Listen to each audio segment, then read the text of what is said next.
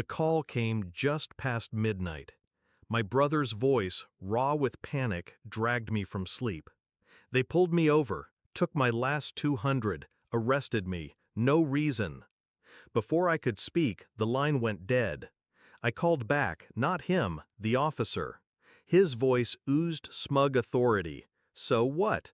I arrested him for no reason. What you gonna do about it, punk? Then laughter. I didn't argue, didn't curse. I hung up and dialed another number. One call, no more than 30 seconds. A name, an officer, a station. By sunrise, the chief of police was on my line, his voice cracked with fury. "Who the hell are you? Internal Affairs is crawling all over my department." I didn't answer, because who I was mattered less than what I had just begun. The betrayal wasn't the arrest. It wasn't the money stolen, the cuffs around my brother's wrists. It was the truth that came crawling out in whispers. The officer wasn't acting alone. The report? False. Fabricated. A history of probable cause built like a paper tower. Signed off by superiors who never questioned. My brother wasn't the first. And suddenly I saw the pattern. Names, records, men like us, pulled over for the way we looked, the way we spoke, the way we didn't bow quickly enough. Each file carried the same signature, his. My brother was simply the latest trophy. And I understood. This wasn't corruption in isolation. This was sanctioned, hidden, nurtured. The betrayal wasn't only the badge. It was the silence of every officer who looked away. And I realized I couldn't save my brother by begging. I had to unravel the rot that fed on men like him, quietly, strategically. And when the truth came, it would consume them. I became a shadow in their system. Late nights at the courthouse, buried in archives no one touched. Records stretched back years, each one a variation of the same story. False charges, coerced confessions, lives derailed. I mapped connections, traced signatures, cross-referenced dates. My wall filled with paper, strings of red ink tying name to name. The officer was just a small predator, but his protection, captains, lieutenants, even the district attorney formed the nest. I gathered proof, slowly, carefully. Too much noise and the trail would vanish. On the surface, I was calm, visiting my brother in holding, smiling faintly when he asked if I was working on it. I was working on it. Every detail was a blade, sharpened to cut at the right moment.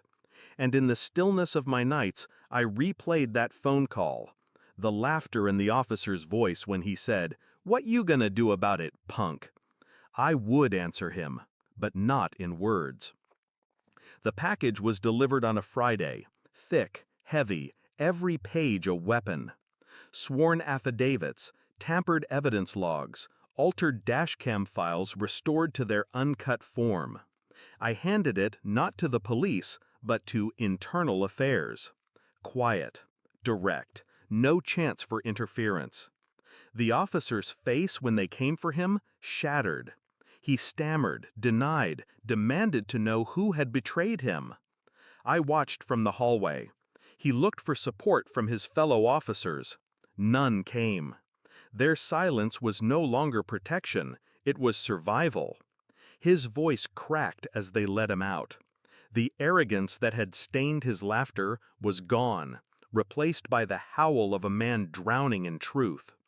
And still, I felt nothing, because this wasn't over. The chief called me again. "What the hell did you do? You've gutted half my department." His voice trembled, not with anger, but fear. I let the silence hang. Finally, I said, "I just showed them who you really are." Because the folder I delivered didn't stop at one officer. It climbed, page by page, through every hand that had signed off, every superior who had looked away. And the chief knew it. He understood that every lie he'd buried was now unearthing itself, inch by inch, under glaring lights he couldn't control. "Who are you?" he asked again, his voice breaking this time. I didn't answer, because who I was didn't matter, only what I had done. My brother walked free 2 weeks later. He thanked me, but I only nodded. I didn't tell him how deep the rot went, how many lives had been stolen before his. Because gratitude wasn't the point. This wasn't about one arrest or $200. It was about betrayal.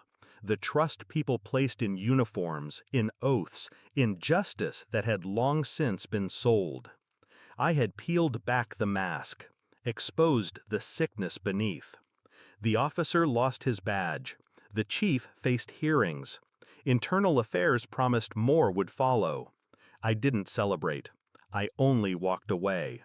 The city would remember the collapse, and he, the one who once laughed in my ear, would remember the silence that answered him.